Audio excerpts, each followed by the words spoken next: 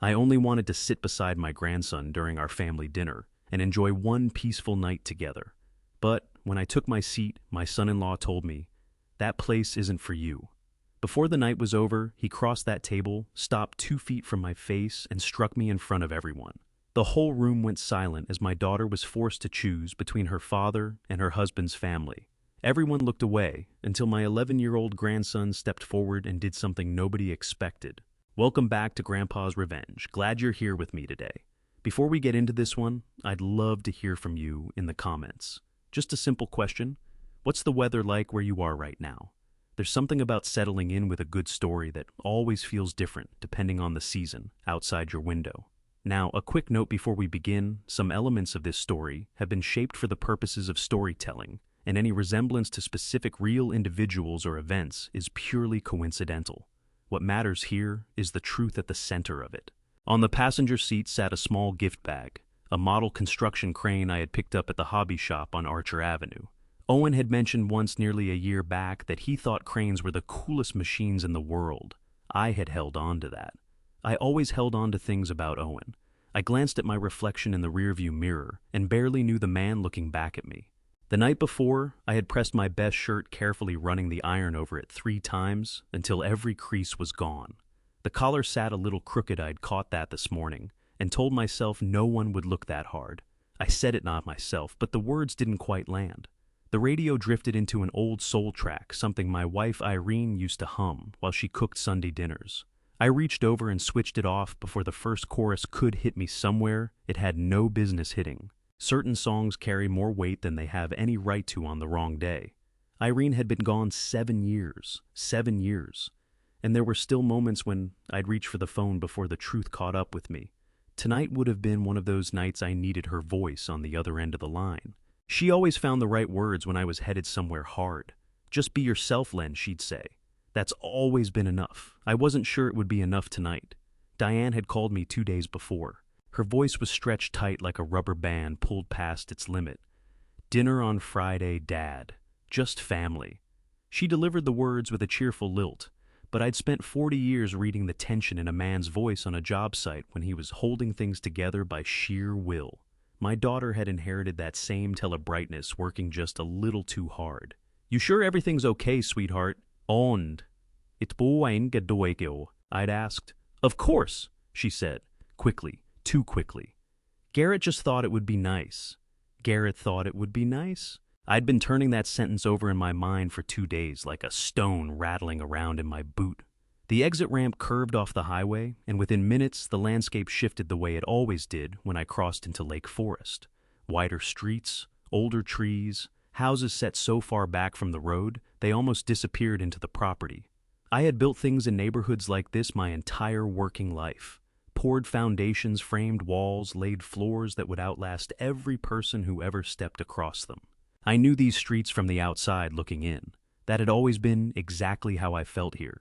The GPS led me down a long private road flanked by oak trees that had been standing for at least a century. At the far end sat the Ashford house, 3 stories of stone and glass lit from within like a spread in a design magazine. The kind of structure engineered to make you feel small before you even raised your hand to knock. I pulled up to the gate and rolled my window down. A security guard stepped out of a small booth, clipboard in hand, and looked at my 12-year-old Chevy pickup, the way you look at something that has wandered into the wrong neighborhood. "Name?" he asked. "Leonard Pruitt. I'm Diane's father." He dropped his eyes to the clipboard, then back to me, then lifted a phone mounted on the booth wall and dialed. I watched him wait. I watched him murmur something I couldn't make out. I watched him nod once slowly. The whole thing took nearly 10 minutes, and the October air coming through my open window was cold enough that I could see my own breath. 10 minutes to enter my own daughter's home for dinner. I kept my jaw set and my hands easy on the wheel. A security guard with a clipboard was not going to make me feel like less of a man. I had stood on the 42nd floor of an unfinished skyscraper in a January windstorm and walked 20 men through a structural crisis without once raising my voice. I could manage a gate. The barrier finally went up. I drove through slowly, and as the house came fully into view, I spotted a figure on the front steps, tall, flawlessly put together, even for a Friday evening, arms folded across her chest. Vivian Ashford. She was smiling, but the smile never reached her eyes. It sat on her face the way a fresh coat of paint sits on a wall that hasn't been properly sanded smooth on top, hiding everything beneath. My stomach dropped somewhere around my knees. Vivienne Ashford came down those front steps the way royalty descends a red carpet slowly, deliberately making certain you understood that her moving toward you at all was something of a concession. "William," she said, opening her arms just wide enough to imply a welcome without actually committing to one. "How wonderful that you made it all the way out here." She had called me William every single time we had met. Despite the fact that my name was Leonard and Diane had corrected her no fewer than 3 times over the past 4 years, I'd long since stopped expecting anything else. Some people assign you the wrong name on purpose. It's their way of letting you know that who you actually are matters less than who they've decided you are. Vivienne. I shook her hand rather than accepting the half embrace. Her grip was dry and precise. "Thank you for having me." "Of course." She smiled a fraction wider, and I caught her eyes moving just once, just briefly from my collar down to my shoes and back again. Less than a second. She'd likely done it so many times, it no longer registered as a choice. "We're so glad the whole family could be here." She turned and said something to the woman, standing just inside the doorway, a housekeeper in a gray uniform. Whatever she said it in French. The housekeeper nodded, and as I stepped through the front door, I caught the woman glancing at me with an expression I recognized without needing to think about it. The look of someone who had been briefed on what to expect. The entrance hall alone was larger than my entire apartment in Bridgeport. White marble floors mirroring the chandelier above, like a calm stretch of water. A curved staircase sweeping up to the second floor.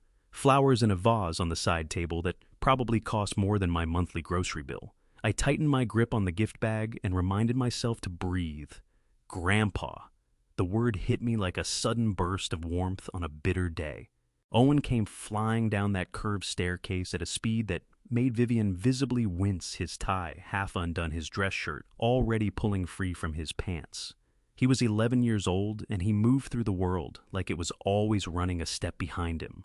He came into me at full force, both arms locking around my waist, and I grabbed him back and held on. Because if there was one thing in that house that felt real and solid and true, it was this kid. Hey, buddy."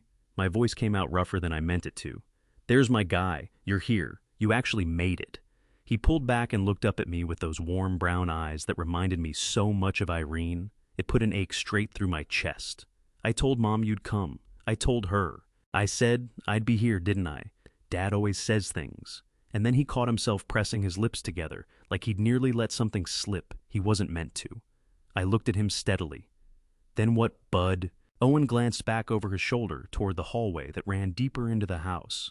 Then he stepped in close and dropped his voice to just above a whisper, the way kids do when they're trying very hard to sound casual and failing entirely.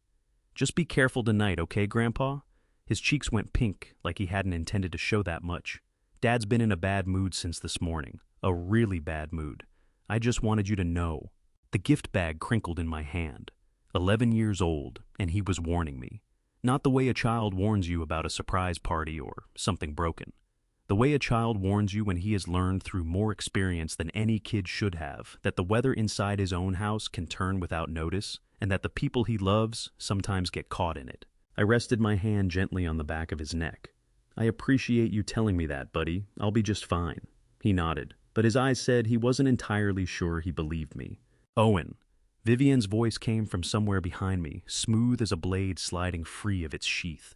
"Go straighten your shirt, please. We have dinner in 20 minutes.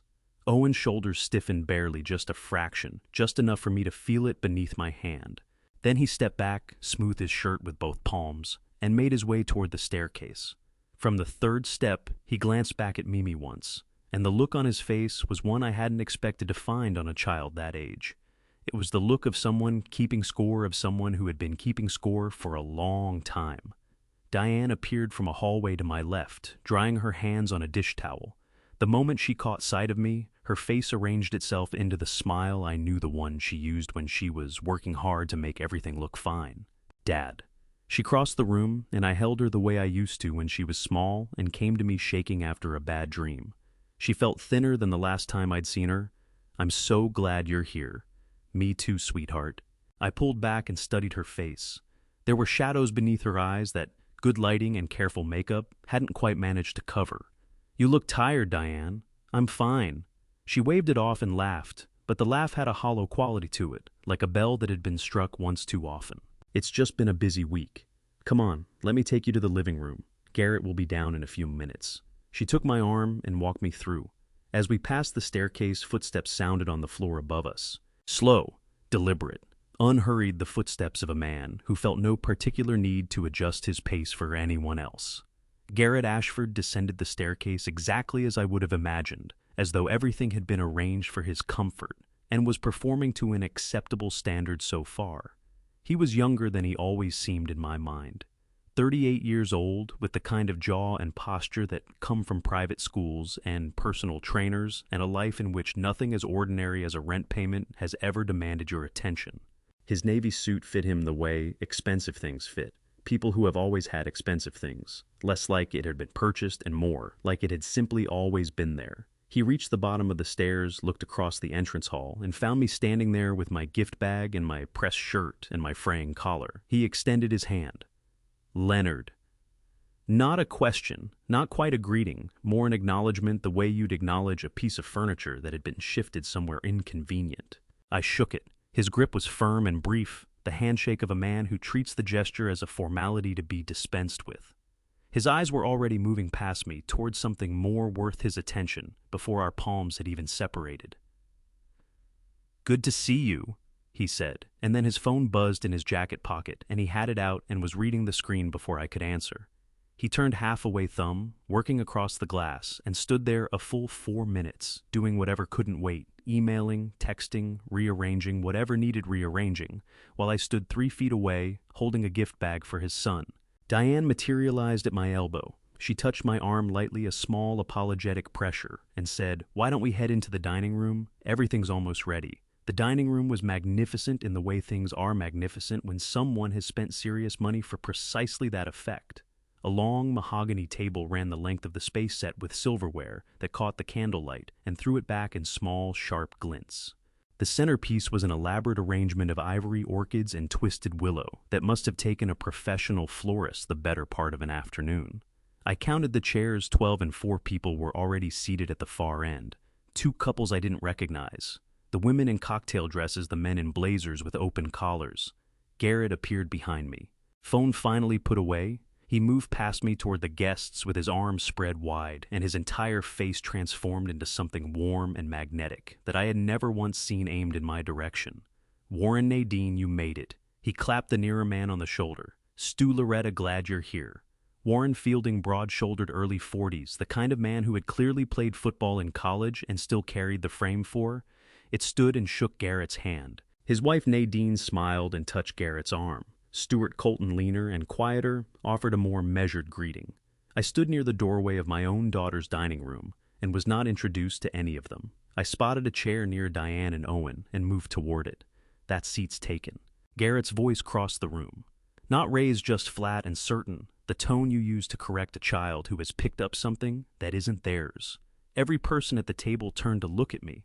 The silverware went still. Nadine Fielding's hand stopped halfway to her wine glass. I looked at the chair. I looked at Garrett. It appeared empty to me. "It's for guests." He said it pleasantly enough, which was somehow worse than if he'd said it with an edge. Pleasantness as a weapon is more humiliating than anger, because it leaves you nothing to push back against. There are seats at the other end. The other end. The far end of a 12-seat table, as far from Diane and Owen as it was physically possible to be, while still technically occupying the same room. Diane's face went tight. She opened her mouth. I saw her do it, saw the breath she pulled in, and then Garrett turned his eyes to her, and whatever she'd been about to say dissolved before it ever reached the air. She pressed her lips together, picked up her napkin, and smoothed it across her lap. The ache in my chest had nothing to do with the chair. I walked to the far end of the table and sat down. I set the gift bag under my chair. I unfolded my napkin, placed it on my knee, and told myself that I was here for Diane and Owen, and that the distance between where I was sitting and where I wanted to be sitting was nothing but geography. Vivienne settled into her chair with the quiet satisfaction of someone watching a performance unfold exactly as rehearsed. She reached for her wine glass, took a slow sip, and let her gaze travel the length of the table until it found me. "You know," she said, tilting her head, as though this were the most casual thing in the world. "Garrett's father used to say that a man's place at the table reflects his place in the world." She smiled serenely. He was a New York State senator, of course, dined with the governor regularly. But then I suppose every family has its own traditions.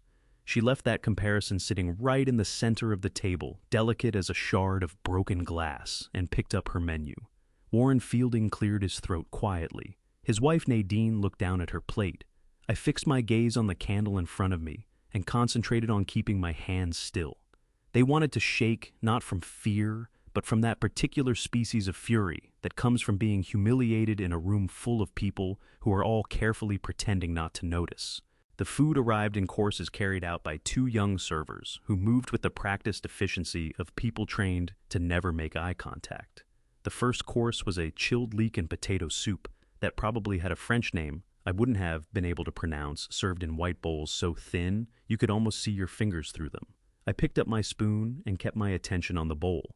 From the far end of the table, Garrett was holding court, talking about a pharmaceutical conference he'd attended in Minneapolis, something about market projections and regulatory pipelines. And the other two men were nodding along, asking follow-up questions with the eager attention of people who understood that agreeing with Garrett Ashford at his own dinner table was simply good business. I was far enough removed from that conversation that I could catch only every third or fourth word. Then a small hand found mine beneath the table. Owen had slid into the chair beside me at some point during the soup course, leaving his original seat without asking permission, and apparently without giving the question much thought. He wrapped his fingers around my knuckles and squeezed once quick and firm, the way you take someone's hand when you want them to know you see them. My throat tightened faster than I expected. "Grandpa," he whispered, leaning in close enough that his hair brushed against my shoulder. "Tell me about the buildings, the real ones, the ones you actually built." I looked at him, those eyes. Irene's eyes warm and brown, and carrying so much genuine curiosity that it almost hurt to meet them straight on. "That really something you want to sit through?" I kept my voice low. "Not exactly the kind of story you tell over a nice meal." "I don't care about nice meal stories."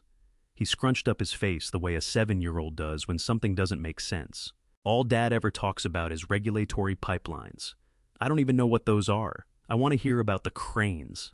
Something in my chest came undone tension I'd been carrying since the gate barrier lifted and I drove through.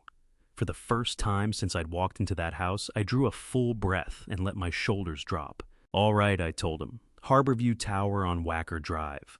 The glass building with the curved crown at the top." Owen's eyes went wide. "The one that looks like it's tilting forward. It doesn't tilt. That's an optical effect from the angle of the south face glass panels." I pressed a single finger to the tablecloth to mark the point. "Site foreman on that, project me. 41 stories. Foundation pour happened in January, the worst January this city had seen in 2 decades. The mercury hit 8 degrees the night we did the main pour. We ran heaters every 12 feet along the form perimeter just to keep the concrete from locking up before it could set. What goes wrong? If it does freeze, Owen had his soup spoon raised halfway to his mouth and had completely forgotten about it. A foundation that freezes mid-cure sheds its load-bearing strength. Everything above it is sitting on a compromised base. The damage might not announce itself for years, but the building finds a way to tell you sooner or later. I turned the memory over in my mind. Those heaters ran for 72 hours without a break. 3 full days. Rotating shifts 4 on 4 off. Not one man on that crew grumbled about it. Was that because you were running things? Because every one of them was a professional? I smiled at him and told him that, and because they understood that what they were putting in the ground would still be holding weight long after their grandchildren walked past it on Wacker Drive. Across the table, Warren Fielding had quietly set his spoon down. I caught the movement at the edge of my vision, the way his body had shifted chair, turning a fraction toward our end. The instinct of someone who realizes the conversation they've been half ignoring is actually the more interesting one. "Pardon me," he said, and there was a new quality in his voice, something genuine that hadn't been there before. "Did I hear you? Right, Harborview Tower, Wacker Drive." I met his eyes. "That's right." Warren Fielding leaned in, and his expression shifted into something I hadn't seen at that table all night: real surprise. I kept an office on the 28th floor of that building for 9 years. 9 years, not a single structural concern. Nothing. He gave a slow shake of his head. That structure is absolutely solid. I always wanted to know the hands behind it. Well, he said now he did. 3 seconds of quiet settled over that end of the table, maybe 4. Stuart Colton had tilted his head, reassessing. Nadine Fielding was looking at me differently than she had a minute ago. Then Garrett placed his wine glass on the mahogany with a sharp, precise click, not loud but surgical, the kind of sound designed to sever a thread. "Warren, there was a licensing structure you brought up in Minneapolis I've been wanting to revisit," he said, voice smooth and purposeful, engineered to redirect every eye at the table back toward him. "The tiered model, I think it could anchor our Q1 push." Warren Fielding blinked, pivoted back toward Garrett, and whatever had briefly opened between us sealed itself shut. Vivienne extended her hand toward the breadbasket and remarked as though speaking to no one in particular. "Physical work like that, I imagine it does keep a man in remarkable shape even after retirement." The way she weighted the word physical made clear it wasn't a compliment. Beneath the tablecloth, Owen's fingers found mine again. This time he squeezed with real force and I matched it. I left Vivienne's observation sitting exactly where she'd placed it. Touching it would have dignified it more than it deserved. People who reach for that word as something to look down on have never stood in weather doing something that mattered, never had the experience of stepping away from a finished structure and knowing in their bones that it would outlast them. What she thought of how I had spent my working life registered with me about as much as literary criticism from someone who'd never held a book. I brought my spoon back to the bowl. Garrett, though, wasn't finished. He let the servers clear the second course, a composed salad I had largely ignored, and then eased his chair back from the table and angled himself to face me with the unhurried composure of a man who had been holding something in reserve all evening and had determined the moment was now. Leonard. Quiet level, aimed to carry no further than my ears without technically excluding the room. "There's something I've wanted to raise with you." My back went rigid from the base of the spine to the shoulder blades. "We're genuinely pleased you joined us this evening," he said. Nothing in his voice backed that up. "But I think clarity serves everyone here, so let me be direct." Diane made a sound caught somewhere between a syllable and an objection, not quite either. "Garrett," she started. "Diane." Her name alone delivered in a register so flat and immovable it was less a word than a boundary. She went quiet.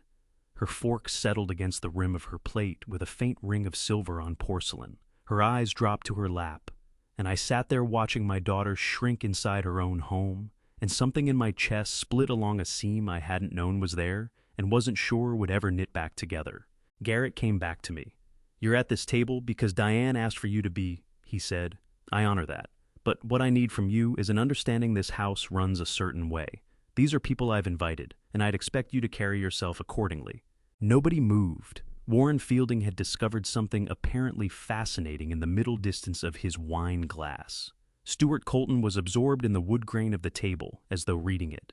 I set my spoon down with care. I spread both hands flat on the linen and held them still. I looked at Garrett Ashford, the navy suit, the jaw, the controlled precision of everything about him, and 63 years of pre-dawn mornings, frozen job sites, brutal summers, and honest work settled into something dense and quiet at the center of me. I said, "I appreciate the directness. Here's mine.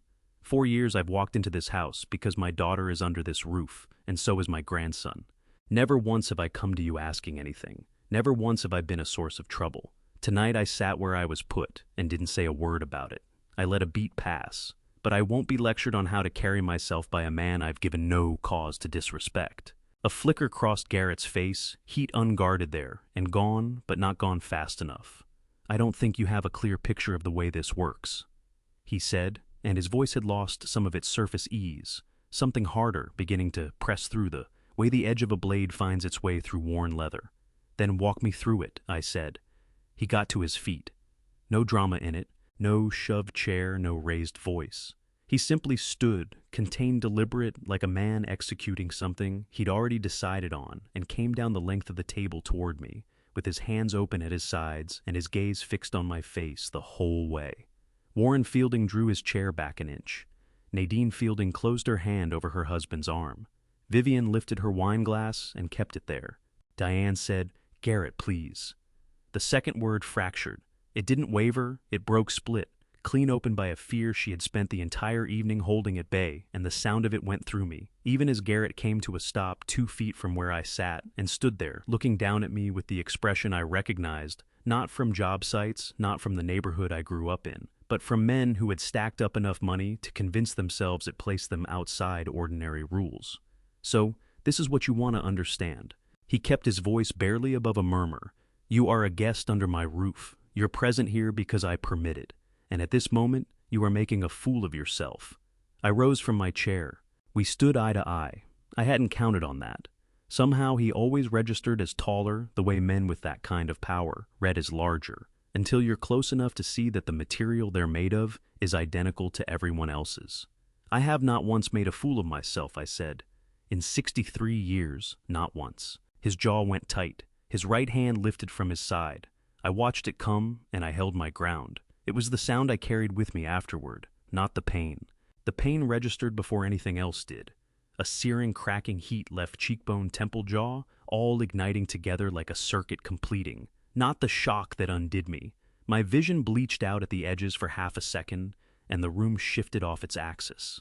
Not even the humiliation, though, that was coming. I knew the kind that seeps in gradually, the way winter cold works its way through the gaps in an old building's walls. What undid me was the sound, that flat, hard report that detonated inside the dining room and ricocheted off everything, the vaulted ceiling, the marble floors, the mahogany, all that polished silverware, catching it and throwing it back. There was no mistaking it for something else, no explaining it, no pretending your ears had lied to you. Every person in that room went perfectly still. For 1 full second, the air just stopped. I brought my hand up to my face. When I pulled it away, the palm was clean. No blood, just heat radiating off the skin. I stood there holding my own cheek, looking at Garrett Ashford. He hadn't stepped back.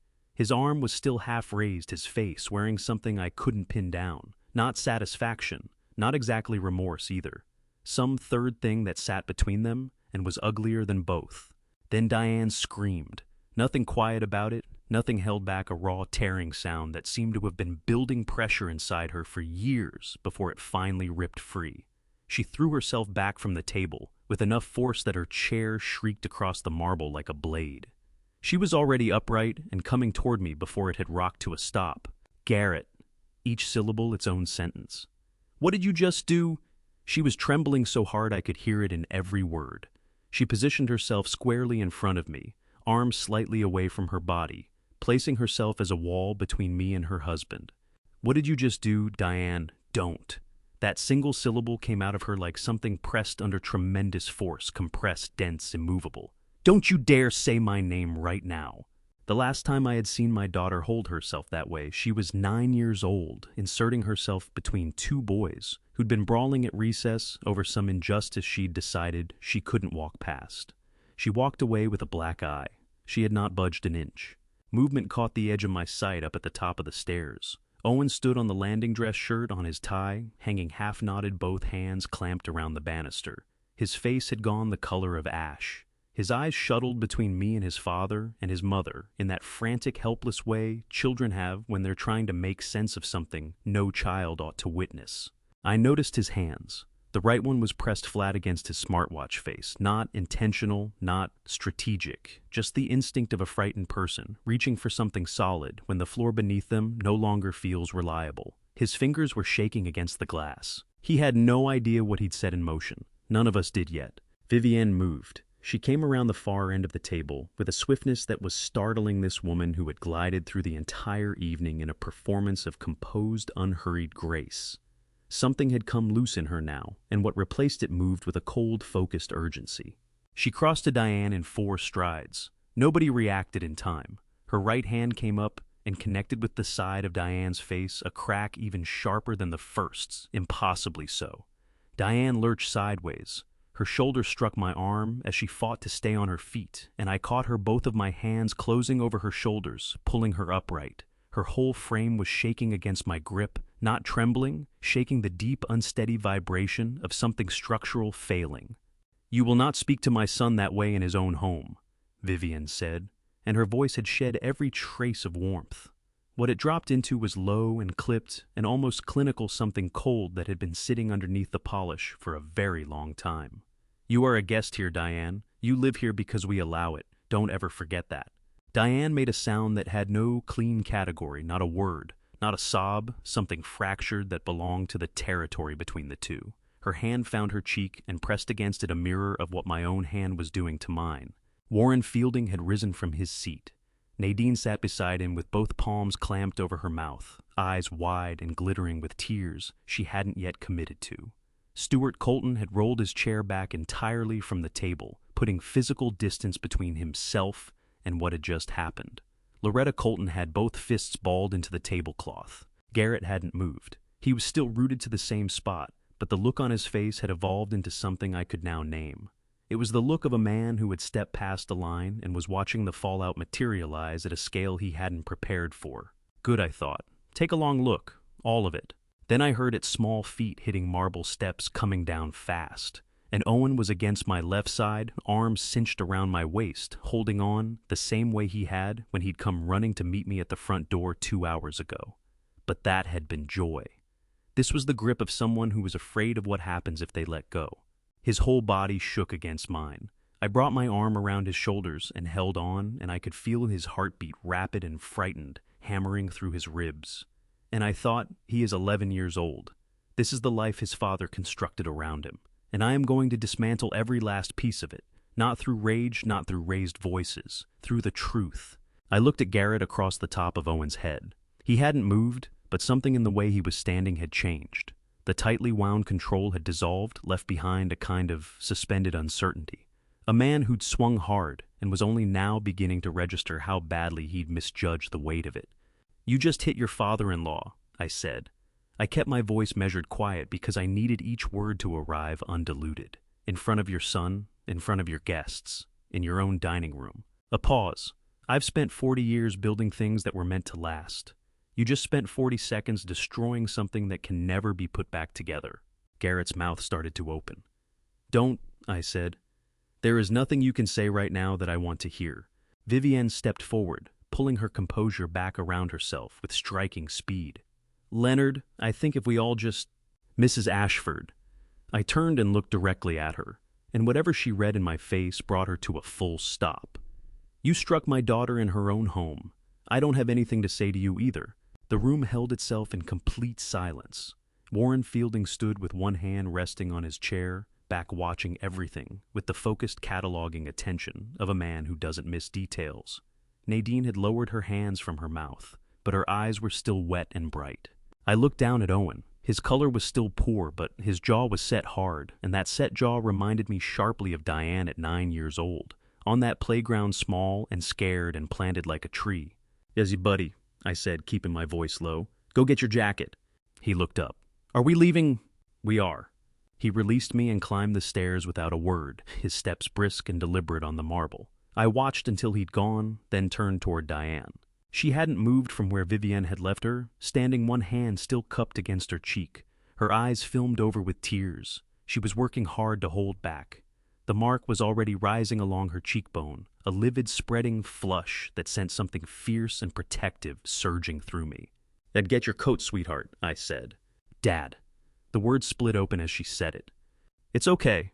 I went to her and laid my hand on her shoulder, and she leaned her weight into it the same way she used to when she was little, and the world had gotten too big and too loud around her. "It's going to be okay. Get your coat." She pressed her lips together, nodded once, and went. Garrett came toward me. "Leonard, listen. We can talk about this.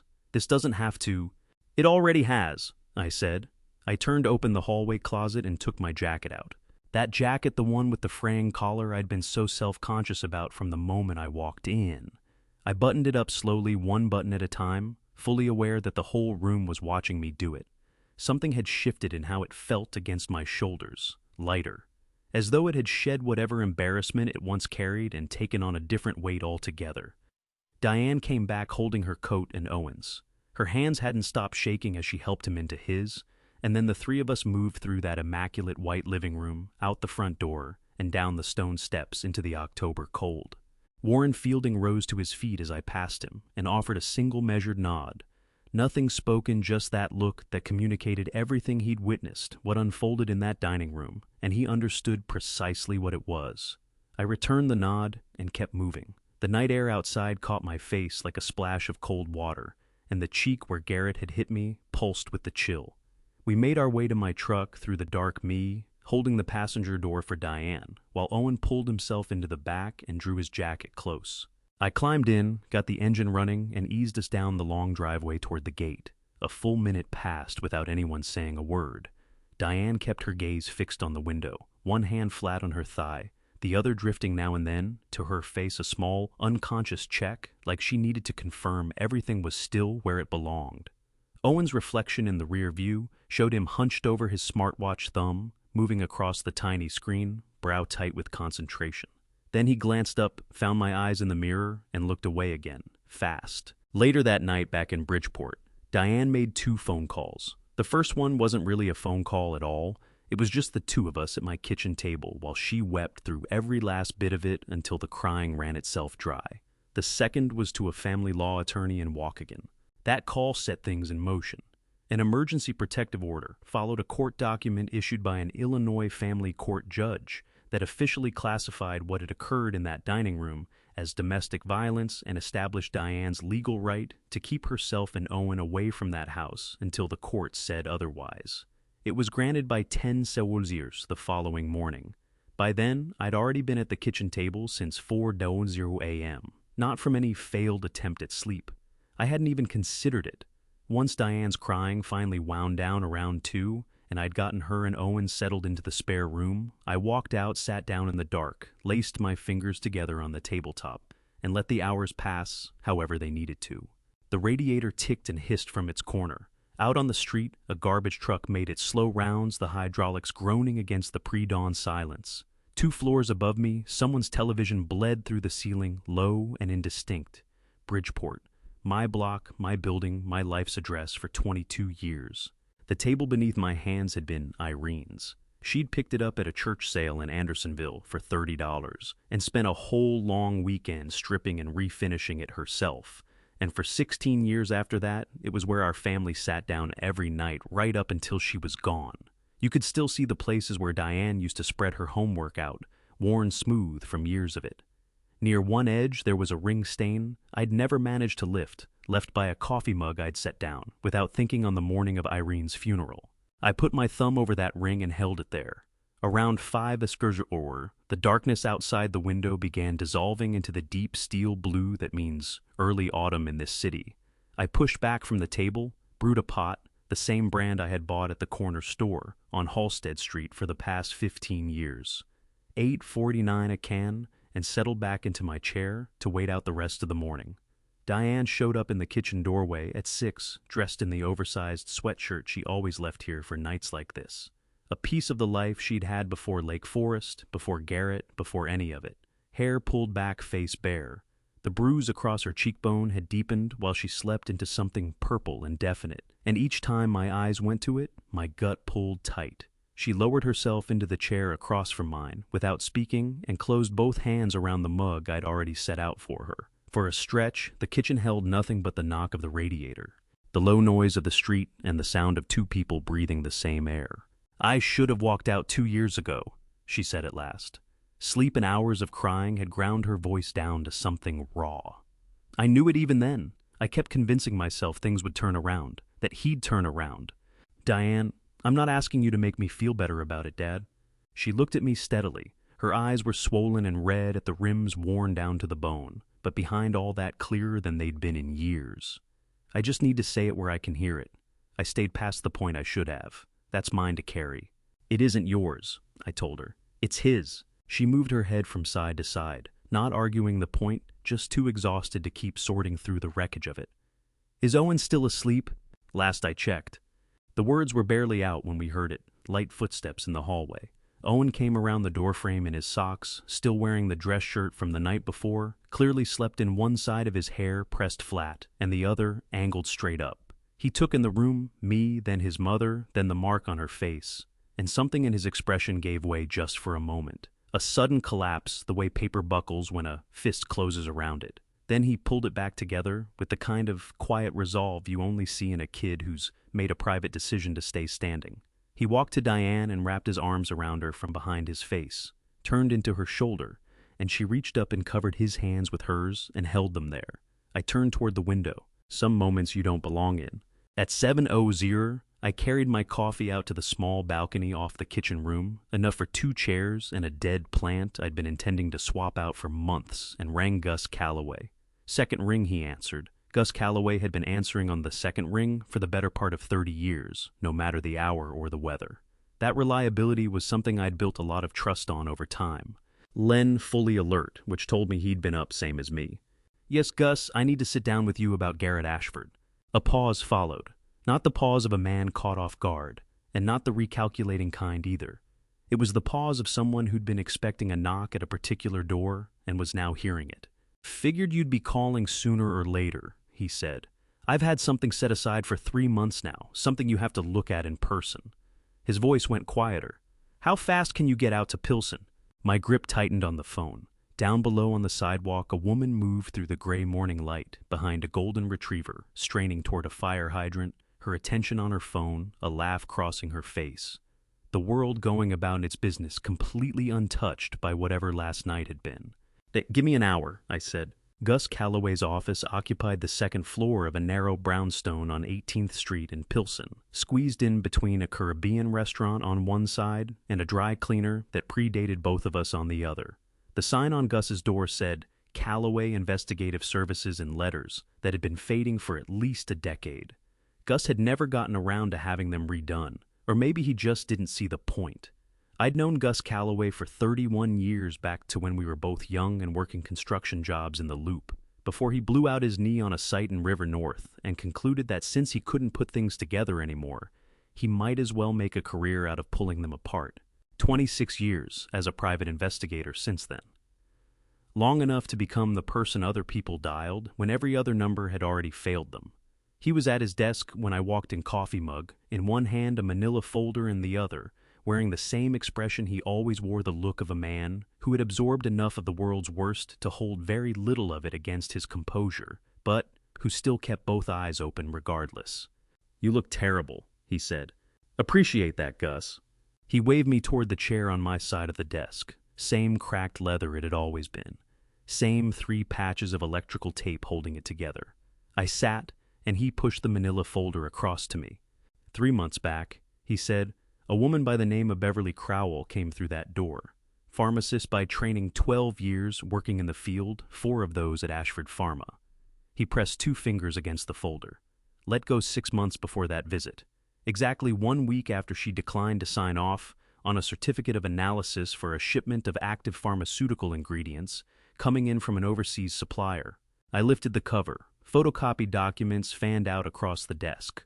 Technical reports, internal emails, pages of spreadsheet figures printed in dense columns, numbers whose meaning was entirely lost on me without context. What I'm about to share changed the entire shape of what I thought I understood. The moment when something hidden finally surfaces and you realize it had been sitting right in front of you all along has a weight that's hard to describe. Before we get there, let me ask you this. If you suspected something was deeply wrong but had no proof, yet would you act on instinct or wait until you were certain? She refused to sign because the ingredients didn't meet FDA standards. Gus leaned forward, elbows coming down onto the desk. Under 21 CFR Part 211. That's the federal code governing pharmaceutical manufacturing. Every incoming batch of raw material has to be tested and certified before it can enter production. Beverly ran the tests on that shipment. It failed. She documented her findings and sent them up to her supervisor. He paused. The next version of that certificate of analysis to appear in the system bore her name and a passing grade. The hair on my arm stood up. Someone forged her signature, I said. Someone forged her signature, Gus confirmed, then used those falsified documents to push the shipment through into production. Everything Ashford Pharma has been manufacturing with those ingredients over the past 18 months was built on substandard raw materials, certified by a document Beverly Crowell never signed. I looked back at the spreadsheets. Those columns of figures that had been meaningless to me a minute ago were beginning to feel different. I'd spent 40 years reading technical documents on job sites, blueprints, load calculations, material specifications. The language here was foreign, but the underlying logic was identical. Here's the required standard. Here's what they actually had. and here's the gap that someone made a deliberate choice to paper over. Why didn't you bring this to the FDA yourself? I asked. Gus shook his head. Beverly came to me as a private client. What she'd gathered was persuasive, but it couldn't stand on its own. The FDA's Office of Criminal Investigations requires a formal complainant, someone with legal standing who can put their name on a sworn statement and go on record as a whistleblower. Beverly was frightened. Garrett had let her go quietly enough. But 2 months after she cleared out her desk, a car started appearing outside her apartment building every night. A different car each week, but always there. He looked at me without blinking. She understood what it meant. He was sending her a message. Gus set his hands flat on the desk. What I needed was someone who could stand alongside Beverly and give the FDA a second voice. Someone with enough personal stake that they couldn't be pressured into walking away. His eyes stayed on mine. When Diane married Garrett Ashford, I hoped I'd never have cause to pick up this phone. But I always knew that if the day came, you were the person I'd want on the other end of it. Something expanded inside my chest. Not comfort, not any kind of relief, more like the feeling of a thing finally coming clear after a long stretch of not being able to see it. That there's more, Gus said. He reached into the desk drawer and drew out a second folder, thinner than the first. Beverly mentioned something in our initial meeting that I've been running down ever since. He opened it and rotated it toward me. Does the name Horseshoe Hammond Casino mean anything to you? I studied the page. Casino transaction records, a name marked in yellow highlighter, Garrett Ashford. How much? I asked, though. Something in my gut already suspected the number wasn't going to be small. Gus's jaw went tight. Enough to account for why a company with Ashford Pharma's revenue profile is carrying the cash flow problems it's carrying. He pressed a finger onto the highlighted name. And enough to explain why someone might feel the pull to shave costs on raw materials. He pushed back from the desk and stepped to the window, looking down at 18th Street. I've traced the pattern, Len. I just need the threads drawn together. Beverly holds the FDA piece. I've assembled the financial picture. He turned to face me. What's missing is someone on the inside who's willing to talk. He reached across one more time and placed a single index card in front of me. On it, a name, a time, and address. A coffee shop on 31st Street in Andersonville. Dr. Beverly Crowell, tomorrow, 10 a.m. She agreed to meet you, Gus said. She told me if you were willing to show up, she was willing to talk. I picked the card up and held it. Such a small rectangle of paper, such an unreasonable amount of weight to it. I'll be there, I said. The coffee shop on 31st Street in Andersonville was the kind of place that had been operating since before the neighborhood changed and had every intention of outlasting whatever came next.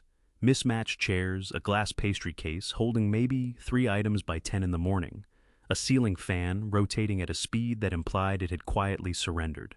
A handwritten sign behind the counter read, "We don't have Wi-Fi. Talk to each other." I liked it right away.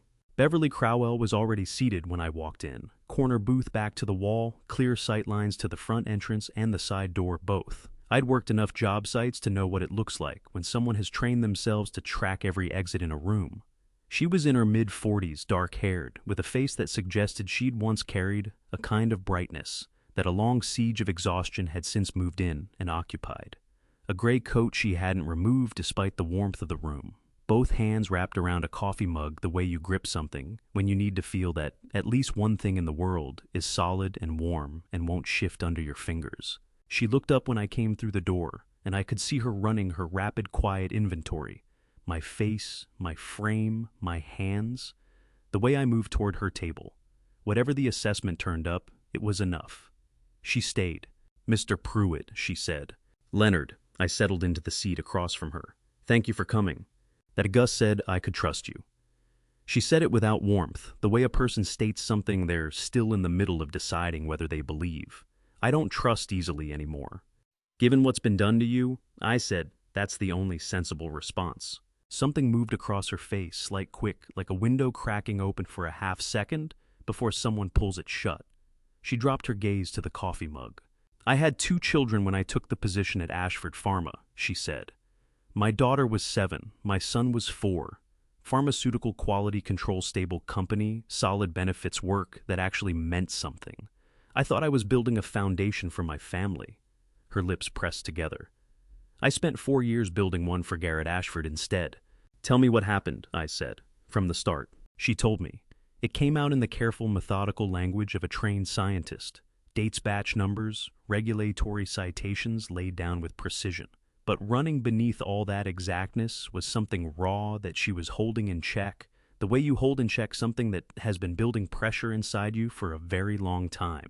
The shipment had come in during April. 40 metric tons of active pharmaceutical ingredients sourced from a supplier in Southeast Asia that Ashford Pharma had switched to 8 months prior, a switch that had cut their raw material costs by 31%.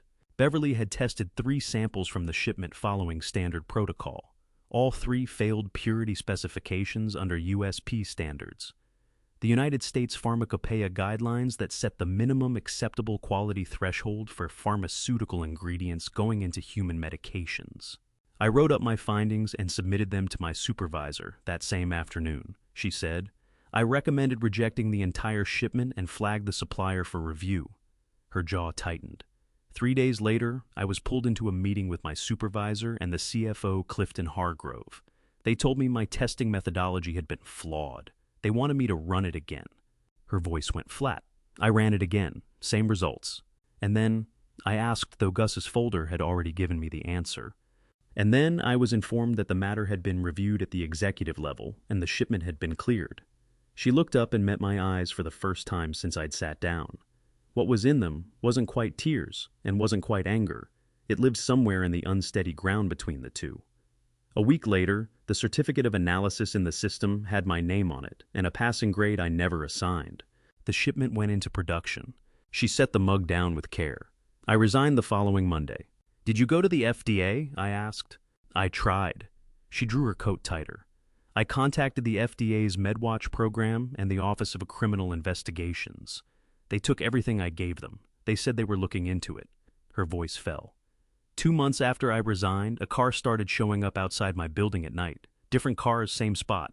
My daughter started asking me why the same man was standing on the corner when she walked to school. She held my gaze. I stopped returning the FDA's calls.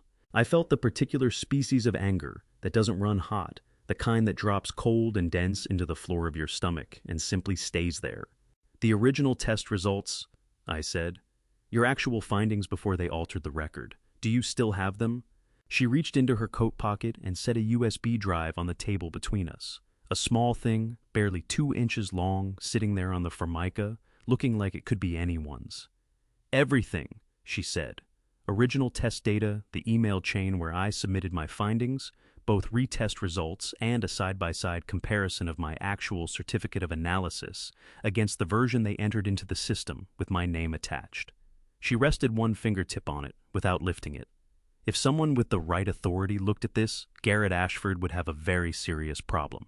He's going to have a very serious problem, I said. Her finger stayed where it was. There's something else you should know, she said, choosing her words deliberately. When I was still with the company, there was talk about Hargrove, the CFO, about money moving in patterns that didn't line up with what the company was reporting. I don't have documentation for that part. She slid the USB across the table toward me. But when Gus mentioned Hammond, something fell into place. Because the figures I saw moving didn't look like profit. They looked like someone covering a debt. I picked up the drive and closed my hand around it.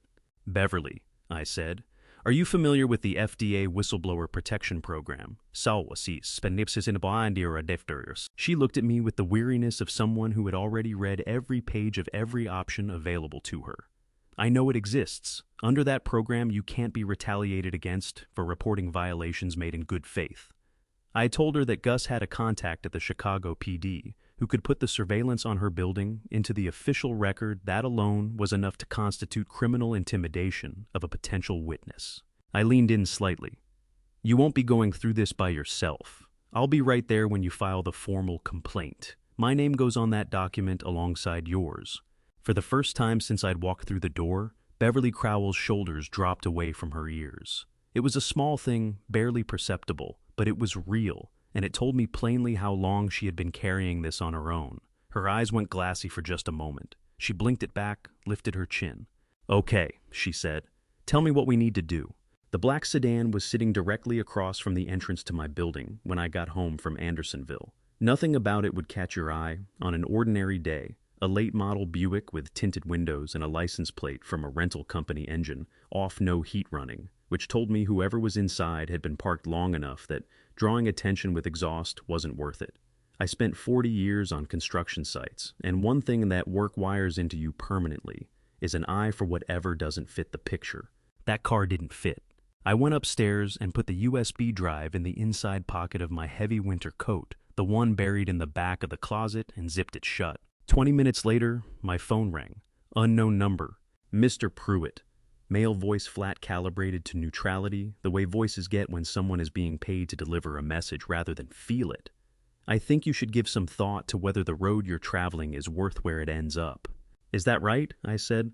Mr. Ashford is a patient man, but patience has its limits. Tell Mr. Ashford, I said, that I've stood on top of 40-story buildings in January windstorms. I don't scare easily. I ended the call, set the phone on the kitchen table, and stood there a moment with my hand still on it, feeling my own pulse in my fingertips. Then I called Gus. Gray Buick rental plates parked across from my building, I said when he picked up. And I just received a call. I know about the car, Gus said.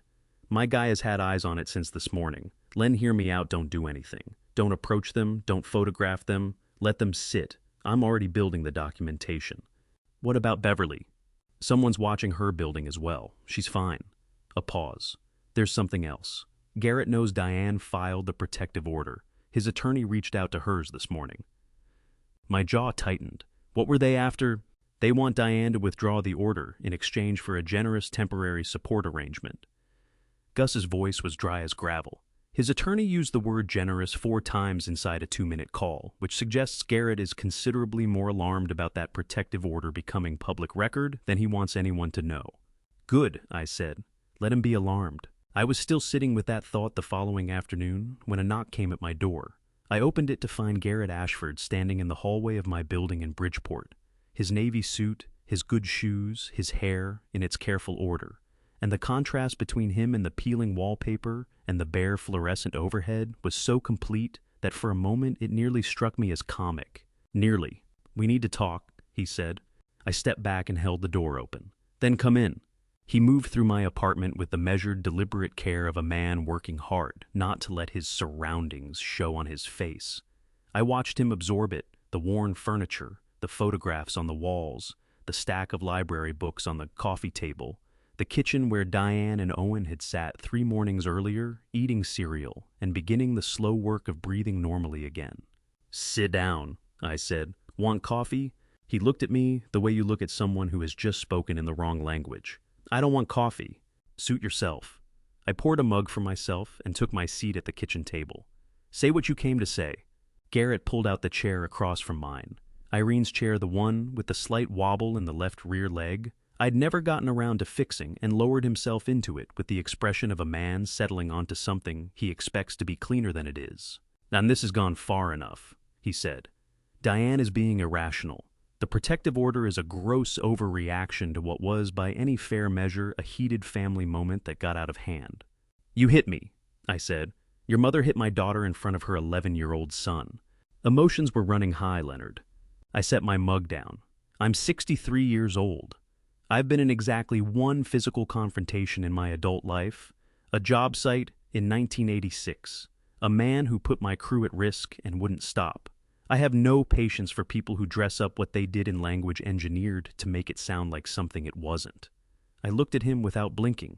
You hit me, own it or don't, but don't sit at my table and call it a heated family moment. Something crossed his face, not shame exactly, but shame's nearest relative. His gaze shifted away, jaw working. I need Diane to come home, he said. Owen needs to be home. This situation is creating problems. What kind of problems? He hesitated just long enough to answer the question before he opened his mouth.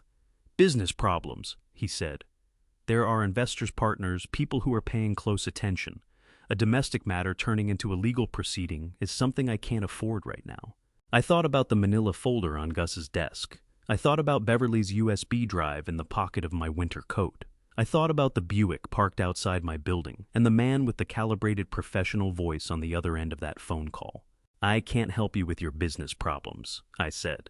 Garrett leaned forward, and the careful civility he had walked in with split open down the center. If you don't back off whatever it is you think you're doing, I will make certain you never have unsupervised access to Owen again. I have the resources to make that happen, and you know I do. I lifted my coffee mug and took a slow sip. Out the window, two kids in the courtyard below were arguing over a basketball, their voices climbing and falling in the bright afternoon air. "You're threatening the wrong man," I said quietly. "I built foundations that held through the Northridge earthquake load tests. You think I'm going to move because you hired someone to park a rental car outside my building? Ich wade want if down perspite." His eyes sharpened. "You notice that?" "I notice everything. It's how I kept 20 men standing on job sites for 40 years. I got to my feet, which closed the conversation, the way standing always closes conversations. "You should go, Garrett. And on your way out, you ought to speak with your attorney about the difference between negotiating and threatening, because right now, you're doing the second thing and calling it the first." He stood. The chair wobbled as he pushed back from the table, and he glanced down at it with an irritation that had nowhere useful to land. He paused at the doorway, one hand on the frame back still turned to me. "You're going to regret this." "Perhaps," I said. "Not today, though." Once he was gone, I moved to the kitchen window and kept my eyes on the black Buick sitting below. Garrett stepped out of my building 2 minutes later and folded himself into a town car that had been idling at the curb. The Buick swung out immediately and tucked in behind it. My phone buzzed. "Gus. They're on the move." Good moving targets are easier to log. "Listen, Len, I need you back out to Pilsen first thing tomorrow. What I dug up in Hammond turns out to be considerably larger than I initially thought." When I arrived the next morning, Gus had the blinds shut. That stopped me for a moment. Gus Calloway had kept those office windows uncovered through every season rain heat, February cold, because watching the street was how he stayed oriented. Shutting them meant something. The second thing I clocked was the 2 dead coffee cups on his desk, rather than the usual one. He'd been in that chair since before the corner shop opened its doors.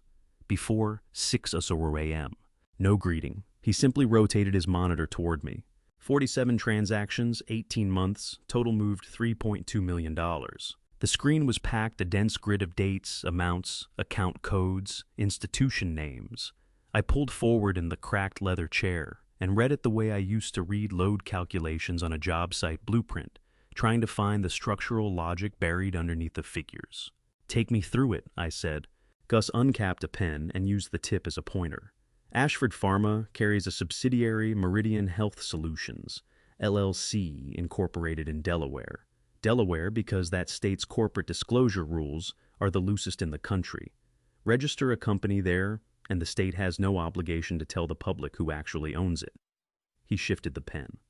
"Meridian holds a management services contract with Pacific Rim Consulting, incorporated in Nevada. Nevada, for the same basic reason, no state corporate income tax and disclosure requirements that ask very little." He moved the pen again. "Pacific Rim, in turn, has a consulting agreement with a third entity, Harborview Capital Partners, registered in the Cayman Islands." 3 shells, I said. 3 shells. The money leaves Ashford Pharma, headed to Meridian, billed as a management fee.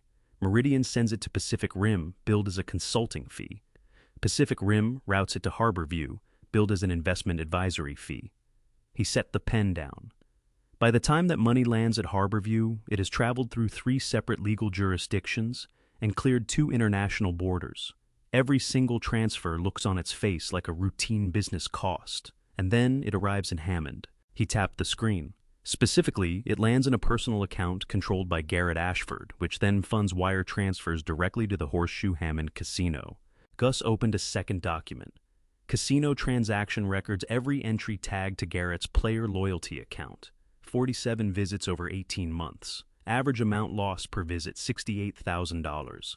That figure hit me somewhere deep. $68,000 a visit. Funds that had originated inside Ashford Pharma's operating budget. Funds that belonged in part to the outside investors who had put their capital behind the company, the people who had taken Garrett Ashford at his word when he talked about building something that mattered. Wire fraud, I said. The transfers crossed state lines, Illinois into Indiana. Correct. Under 18 U.S.C. 1343, every individual wire transfer is its own count.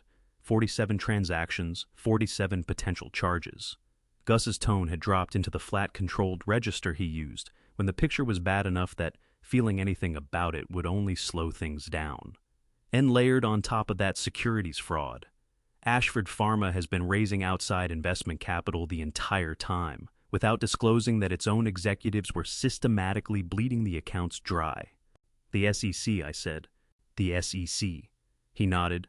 And likely the FBI's Financial Crimes Division running alongside them, because a case with this kind of dollar figure almost always draws a parallel federal inquiry. He laced his fingers together on the desk. Len, I need you to understand the full weight of where this is headed. This isn't about humiliating Garrett Ashford or getting him pushed out of his own company. If the evidence leads where it appears to lead, we're looking at federal criminal prosecution, prison, forfeiture of assets. He held my eyes. Is that a road you're ready to travel? I thought about Diane at my kitchen table in the early morning, gray her face bruised, her eyes hollowed out. I thought about Owen frozen on those stairs, fingers wrapped white around the banister, the color gone from his face. Yes, I said. Gus gave a single nod. One more item. He opened his desk drawer and set a piece of paper in front of me, just the one, a phone number written by hand in the middle of the page. Nothing else on it. Clifton Hargrove called me last night. CFO of Ashford Pharma. His name sits on every financial document connected to the shell structure, and he's smart enough to know that the moment the SEC begins unraveling this, his will be the first signature they arrive at. He wants to talk, I said. He wants a deal. Gus pushed the paper across.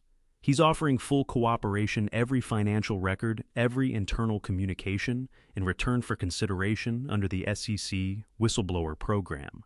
Under those provisions, anyone who delivers original information that results in a successful SEC enforcement action receives between 10 and 30% of whatever sanctions are collected, provided the total exceeds $1 million. I studied the handwritten number. He's not doing this out of conscience. No, Gus said.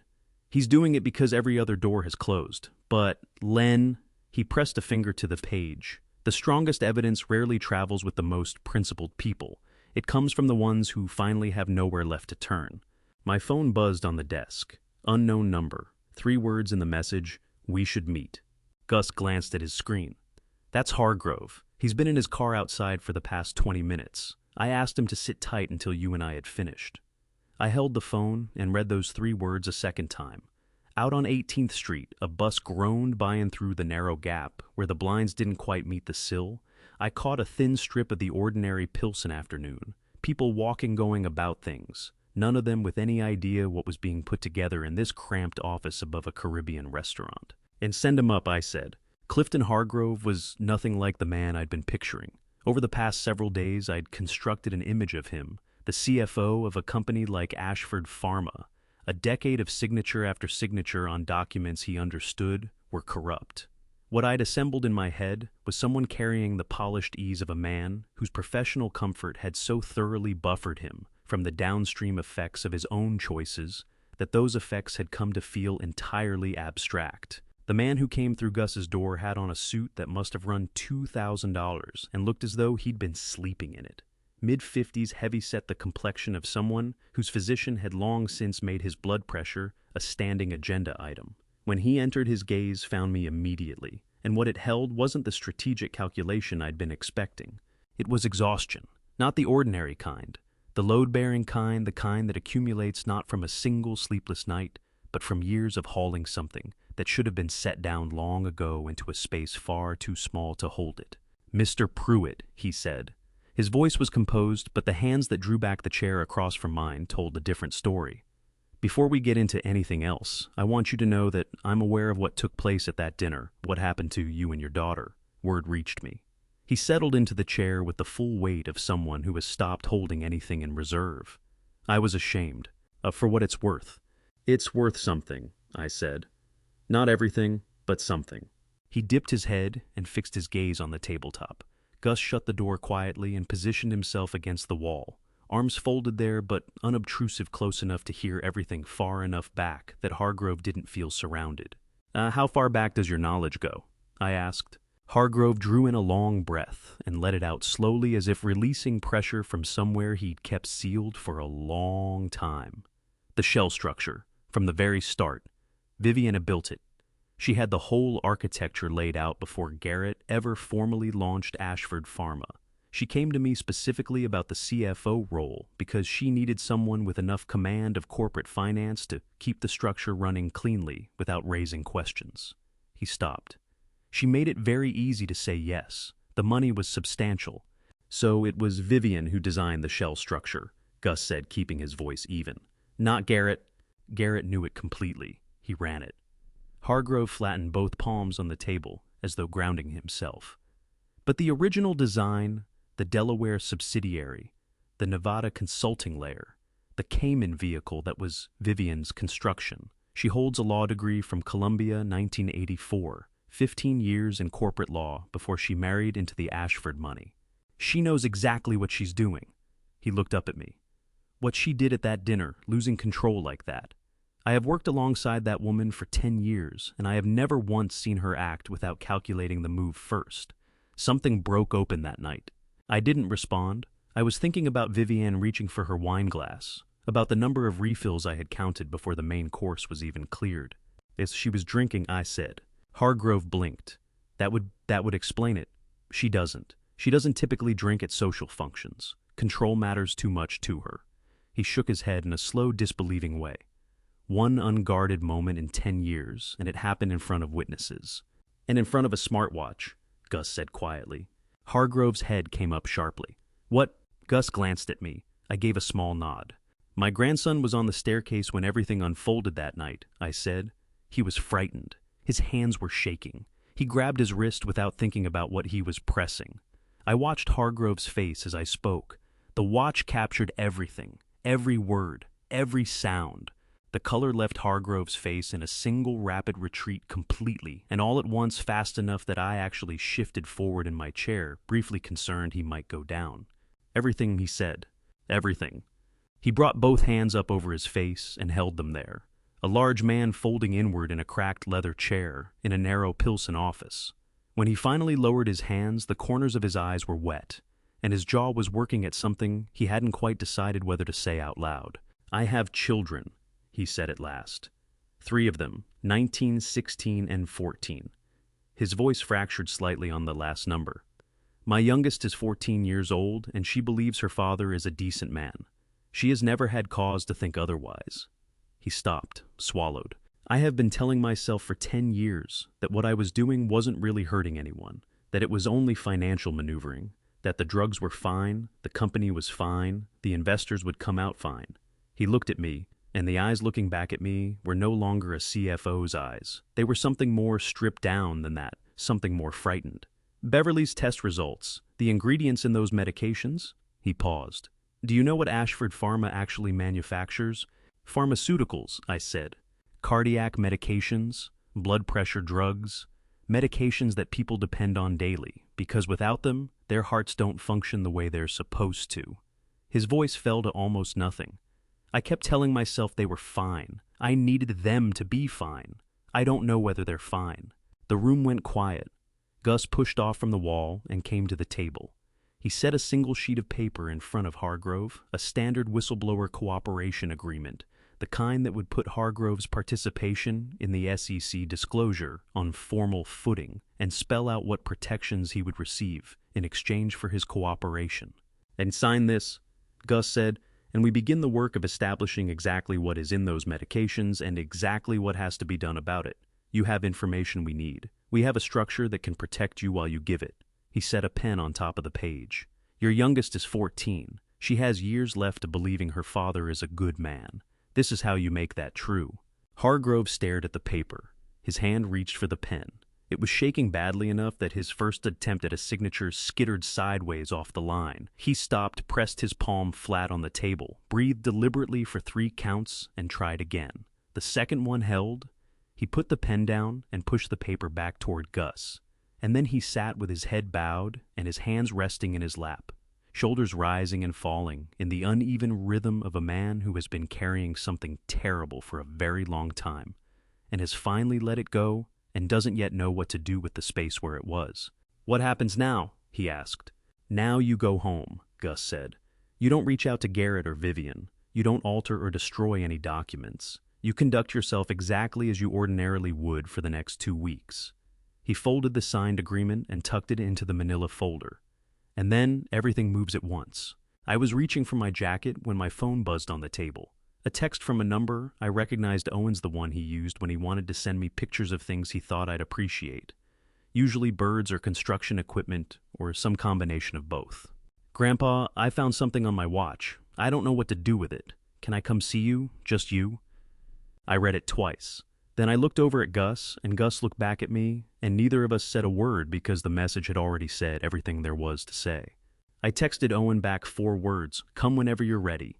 He arrived the following afternoon, at 3 dropped at the corner of my block by Diane, who had been driving a rental since leaving Lake Forest. She pulled up, watched him push through the front door of my building, and drove away once she was sure he was inside. She had phoned me that morning to let me know he was coming, and to ask me not to push him. "He needs to tell you in his own way, Dad. Just give him room to get there." I told her I understood. I did. I had the kettle going when he knocked. He was in his school clothes, dark slacks, a button-down shirt untucked on one side, backpack slung off one shoulder, hair overdue for a cut. Standing in my doorway, he looked so much like Diane at 11 years old that something tightened in my chest. Not quite pain, not quite love, but built entirely from both. "Hey, buddy," I said. "You hungry?" "A little," he said, which from Owen meant yes. I made him a grilled cheese sandwich, the same thing I had made Diane after school for years. Butter and sharp cheddar on sourdough, nothing elaborate, and set it in front of him at the kitchen table with a glass of milk, then sat down across from him and waited. He worked through half the sandwich before he spoke. "Grandpa," he wasn't looking up from his plate, "I need to show you something, and I need you to not be mad at me." "I'm not going to be mad at you," I said. "You don't know what it is yet." I waited until he raised his eyes to mine. "There is nothing you could show me that would make me angry at you. Do you understand that?" He held my gaze for a moment, doing the thing kids do when they're measuring whether an adult is actually saying what they mean or just filling the air with the right sounds. Then he nodded. He reached into his backpack and placed his smartwatch on the table between us. A child's model, black band, a scratch across the face from some escapade I'd never been told about. He regarded it the way you look at something that has turned out to matter more than you expected. "The night of the dinner," he said, "when everything started, when Dad and you were..." He stopped, swallowed, started over. I was on the stairs, and I was really scared. My hands were shaking, and I didn't know what to do. I kept thinking I should do something, but I couldn't figure out what. He pressed one fingertip against the watch face. I grabbed my wrist like this. He showed me right hand wrapping around the left wrist, the instinctive grip of someone reaching for something solid. I must have hit the record button. I didn't know it was recording. I didn't find out until I was in bed that night, and I picked up the watch and saw the little microphone icon, and there was a file. He looked at me. "I listened to it, Grandpa. I listened to the whole thing." His voice had gone very thin on that last sentence, and his eyes were bright and wet, and he pressed his lips together hard, the same way Diane pressed her lips together when she was fighting back tears. The identical gesture, 30 years apart, so exact and so familiar that it knocked the breath out of me for a moment. "Let me hear it," I said. He lifted the watch, tapped the face twice, and placed it back on the table between us. The playback started. It wasn't clean audio, the kind of muffled, compressed sound you get when a microphone is buried against skin, but each word came through without ambiguity. Garrett's voice first, hushed with an edge underneath it. "You're here because Diane wanted you here, and I need you to understand that this is our home." Then my own voice, calmer than I had any right to be. "I have never embarrassed myself, not once in 63 years. And then the thing I have not been able to stop hearing since. That crack. Preserved in digital clarity, it was harder to absorb than the memory had been. Sharper, more final. Stripped of everything that recollection softens with time. Then Diane's scream. Open and unguarded, my daughter's voice in a moment of pure, unmediated fear. And behind it, Vivian's tone, precise, frigid, without a trace of doubt. Then something else nearly swallowed by the edge of the recording, the quick percussion of small feet on marble stairs. Owen running toward me. I reached over and cut the playback. My hand wasn't entirely steady. I leaned back and fixed my eyes on the water stain in the kitchen ceiling, the one I'd been putting off since the upstairs neighbor's washing machine overflowed 3 years ago. I pulled air in through my nose and let it out the same way because the other option was to fold forward and break. I had not done that. Not yet. And I was not about to do it in front of this boy. I didn't break, but the tears came on their own schedule. The way they do after you've held the line long enough that your body simply stops asking your permission. They moved down my face and I let them go, because fighting them would have cost more than allowing them. Across the table, Owen made a sound part, the word he used for me, part something that belonged to no language. Then he was up from his chair, both arms locked around my neck, his face tucked against my head, and he was crying alongside me softly with the restrained sorrow of a child who has learned through practice not to take up too much space with his pain. We held that for a while. When words came back to me, I rested my hand on the back of his head and told him, "You are the bravest person I know. I want you to hear that." "I didn't do anything brave," he said, voice muffled against my shoulder. "I grabbed my wrist because I was scared, that's all." That's almost always what brave is," I said. "It doesn't announce itself. It just shows up wearing the same face as scared." He drew back and dried his face with his hand, the unself-conscious, efficient way children do it, and looked at me. His grandmother's eyes, red at the rims, now still damp along the lashes. "What does the recording actually mean?" he asked. "Does it do anything?" I took the smartwatch off the table and turned it in my fingers, featherlight, considering what it held. "Illinois?" I said half to myself. Then I looked at him directly. "Do you know what one-party consent means, buddy?" He shook his head. "It means that in the state of Illinois, where your house is, anyone who's present in a conversation is legally allowed to record it without informing the other people involved." I set the watch back down. "You were in that room. You were part of what took place, which means this." I pressed one finger gently to the watch face. "Was made entirely within the law. Every word of it can go before a court." Owen held his eyes on the watch. "So I actually did something," he said quietly. "You did everything," I told him. He looked up, and for a brief moment, all the grief and anxiety drained from his expression, and something younger moved in the look of a child, discovering that the thing he believed was an accident had weight and consequence after all. The worry returned, but quieter. "Grandpa," he said, "can I ask you something? Always. Is Dad going to jail?" That question settled onto the kitchen table, alongside the half-eaten grilled cheese sandwich, the glass of milk, and the small black smartwatch that had upended everything. I held my grandson's gaze and gave him what I had. "I don't know," I said. "That decision won't be mine. It'll belong to people whose job it is to examine all of this and determine what the law demands." I slid my hand across and covered his. "What I can promise you is this. No matter how it goes, you and your mother will come out the other side. Okay. That much I know for certain." He flipped his hand over and gripped mine, back small fingers closing around my rough ones, and gave a slow nod, the nod of someone absorbing a truth they had half expected. "Okay," he said. "Okay, Grandpa." Through my window, the afternoon had turned the Bridgeport rooflines gold. Down the block, a car alarm went off, and somewhere a dog took issue with it. The city rolled on vast and indifferent, with no knowledge whatsoever that a small kitchen in Bridgeport held the most consequential piece of evidence in a federal case, sitting next to the remains of a grilled cheese sandwich. Gus's office shrank when 4 people occupied it. He'd dragged in an extra seat folding metal, the kind that announces every shift in weight with a scrape against the floor. The 4 of us arranged ourselves in a loose ring beneath the amber glow of his desk lamp, 6 weeks of accumulated evidence covering every surface the room offered. Beverly kept her coat buttoned despite the heat. Hargrove had loosened his tie, which for a man like Hargrove I had come to understand amounted to a visible unraveling. Gus held a legal pad across his knee pen, uncapped the page still blank. I kept the smartwatch in my jacket pocket, and I was aware of it with every breath, its weight a small, constant pressure against my ribs. "Let me lay out where things stand," Gus said, and the room dropped into the particular stillness of people who have stopped pretending the next hour is routine. 4 components. First, Beverly's USB, the original trial, data the falsified certificate of analysis, and the internal email thread establishing what she found and when she reported it before they let her go. Second, the Hammond financial records, 47 transactions, $3.2 million moving through 3 shell entities across 3 jurisdictions. Third, Clifton's signed cooperation statement, 10 years of direct participation, full documentation of the corporate structure, and first-hand knowledge of who made the decisions and when. He turned toward me. And fourth, I put my hand into my pocket and set the smartwatch on the desk. Beverly's eyes went to it. Hargrove's followed. Neither one had seen it coming. My 11-year-old grandson, I said, was on the staircase that night. His hands were shaking. He grabbed his own wrist and the watch started recording on its own. I kept my voice flat and even. Illinois is a one-party consent state. He was there. He was part of it. The recording holds up in court. Beverly covered her mouth with her palm. Her shoulders moved once sharply, and then she drew herself back with the kind of deliberate effort that tells you exactly what a person is made of.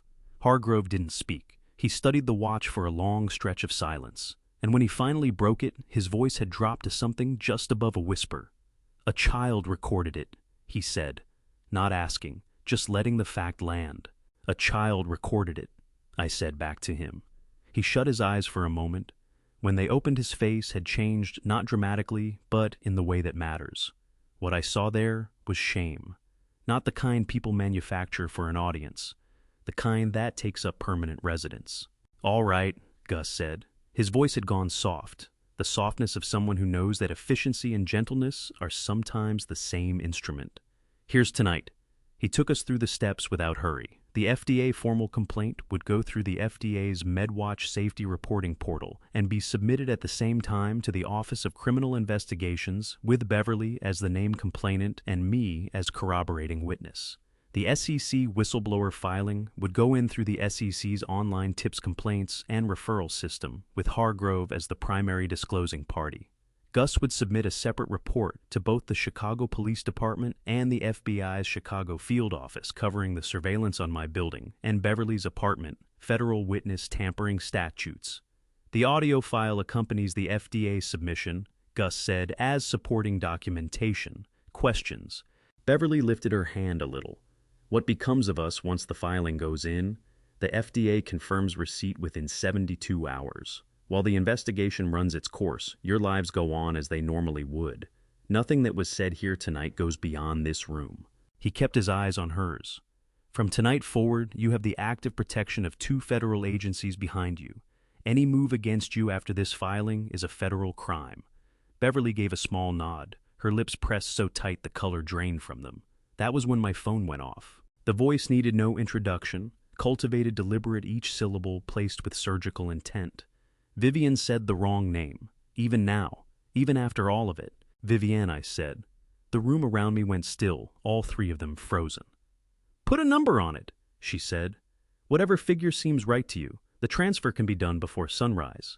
My eyes moved around the desk. Beverly's 6 months of her life spent looking over her shoulder. Hargrove, his hands still not fully settled. Gus, who had given 3 months to this case on pure will and unpaid hours. Vivienne. "I said your entire existence has been built on the premise that a price tag hangs on everything. I've had 63 years to learn that the things that matter most aren't for sale." I cut the call and laid the phone screen down on the desk. Hargrove exhaled a breath that had apparently been stored up since before I'd picked up. Beverly's clasped hands came apart in her lap. Gus put his pen's cap off and scratched something onto the legal pad at last. "All right," he said. "Let's file." 2 hours it took. At 11:47 that night, Gus lifted his eyes from the monitor. "It's in." Beverly flattened both palms against her legs and let the air out of her lungs steadily, the way a person releases it when they've been holding themselves rigid against a force that has finally gone quiet. Hargrove dropped his face into his hands. Not grief, but the unmistakable physical surrender of a man who has been bearing something crushing and has now put it down for good. I sat with the smartwatch lying in my open hand, my thoughts on Owen's trembling grip on that banister railing, an 11-year-old in the dark, scared, clutching his own wrist.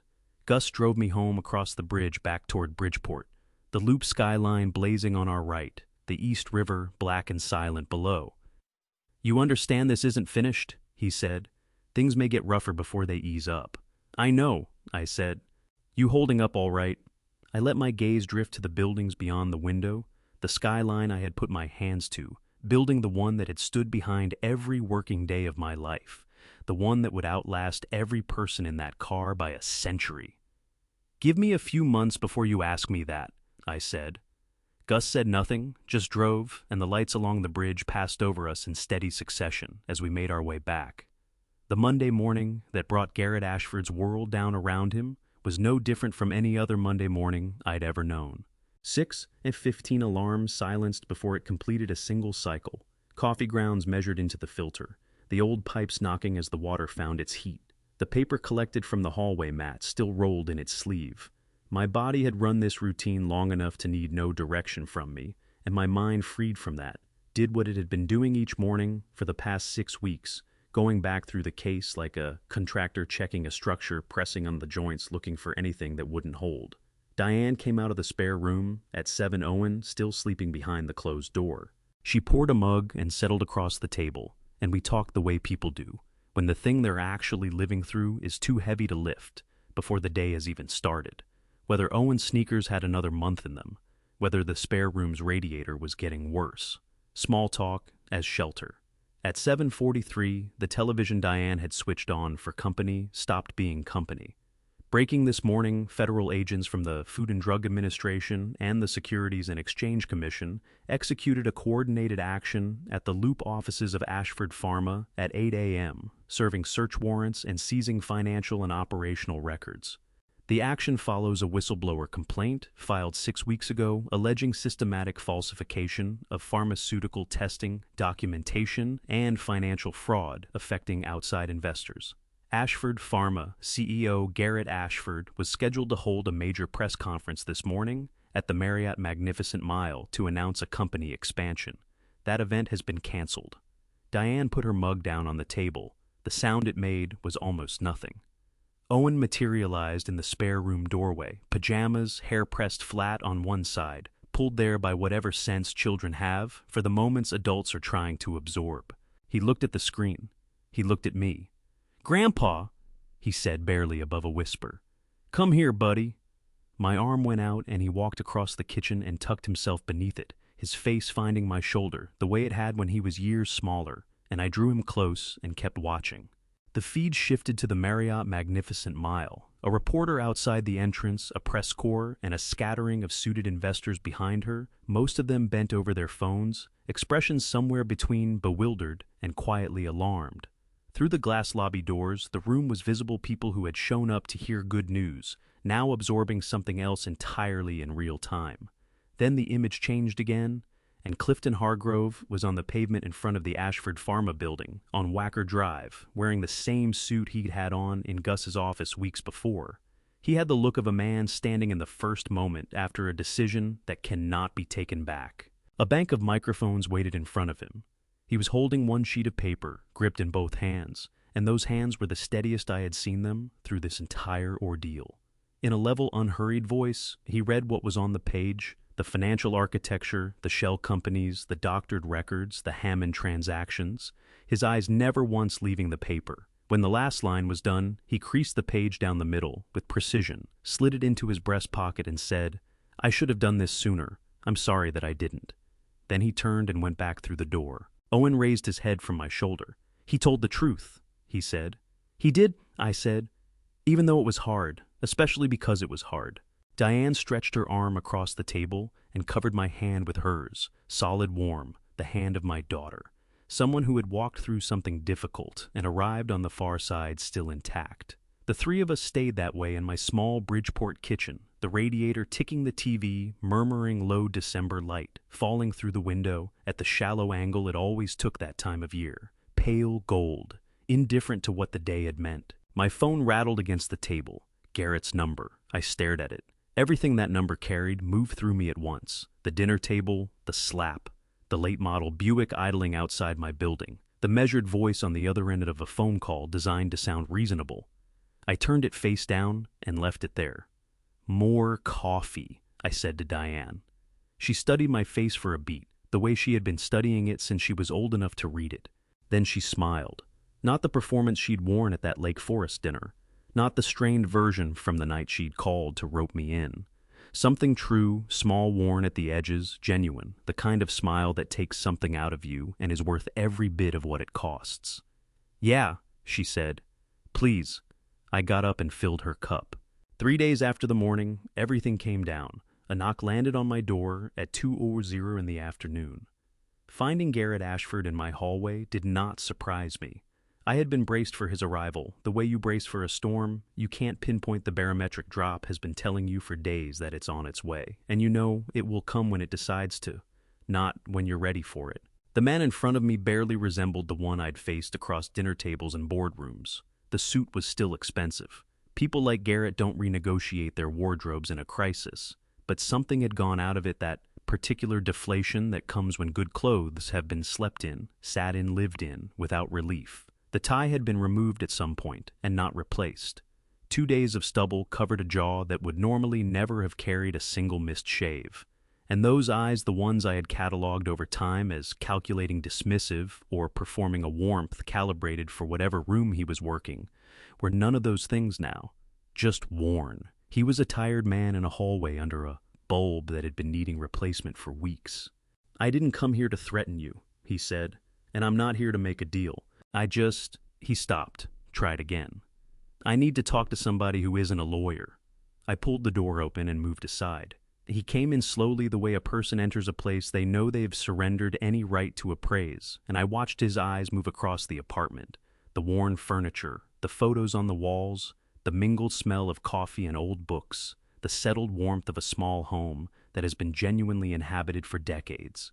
He had stood in this room once before, weeks ago, and taken it all in with a contempt he hadn't quite bothered to hide. That look was gone now. I filled 2 mugs and put them on the table and took my seat. After a moment, Garrett settled across from me.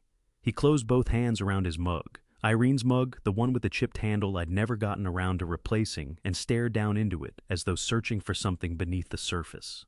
"My attorneys are in talks with the U.S. Attorney's Office," he said. "They're calling it a cooperation agreement. I give them everything, and in return, they factor that in when they decide what to charge me with." His voice had no edge to it, not bitter, just emptied out the flatness that sets in when a person has moved past the place where feeling anything seems to serve a purpose. "My mother has retained her own counsel. She's not cooperating. She intends to contest it." "She's wrong," I said. "I know." He lifted the mug, took a sip, set it down. "The company is finished. The investors are bringing civil suits. The building lease is already being wound down." He looked up at me.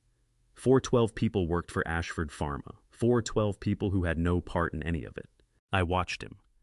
"Is that what brought you here, to tell me about the 412 people?" He shook his head slowly. "I came because—" He stopped again, but this time the pause had a different weight to it. The kind that comes when someone is trying to locate the honest version of something they have long rehearsed in a dishonest one.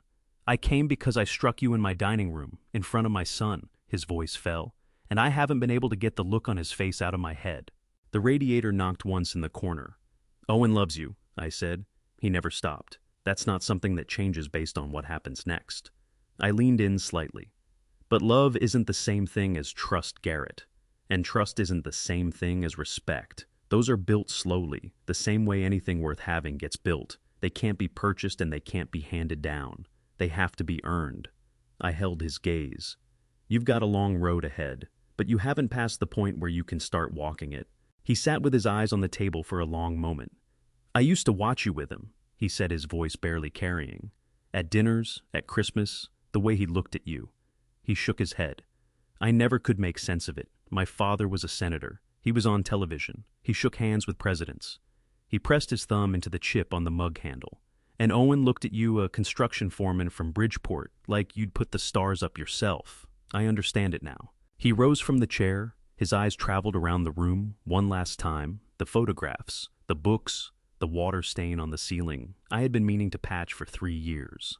Something crossed his face that I couldn't name precisely, but that I took to be the first edge of a recognition he had spent his whole life not knowing he was missing. "Take care of Diane," he said, "and Owen." "That was always the plan," I said. He moved to the door and out into the hallway and down the stairs, and I tracked the sound of his footsteps fading until there was nothing left of them. Then I sat alone in my kitchen for a while, 2 coffee cups on the table, one half drunk, one barely touched. My phone buzzed. Gus had spoken to the U.S. Attorney's Office contact. Garrett's cooperation agreement was moving forward. Vivian's attorneys had submitted their first offer that morning. It had been rejected. "Len, it's going to be okay. It's going to take time, but it's going to be okay." I set the phone down and looked at the 2 cups.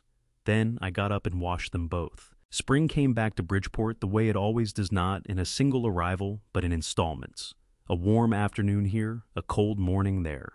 The trees on my block putting out their first cautious green, as if they weren't entirely certain they could trust it yet. I knew the feeling.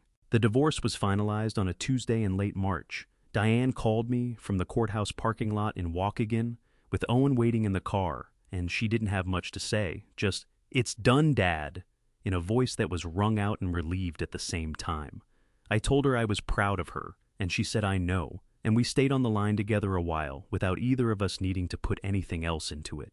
Garrett had signed off on everything without challenge. His assets had been largely frozen during the federal proceedings, which put the Ashford family attorneys, who might otherwise have pushed for terms more favorable to him, beyond his reach in the way that things become unreachable when the money that paid for them is no longer there.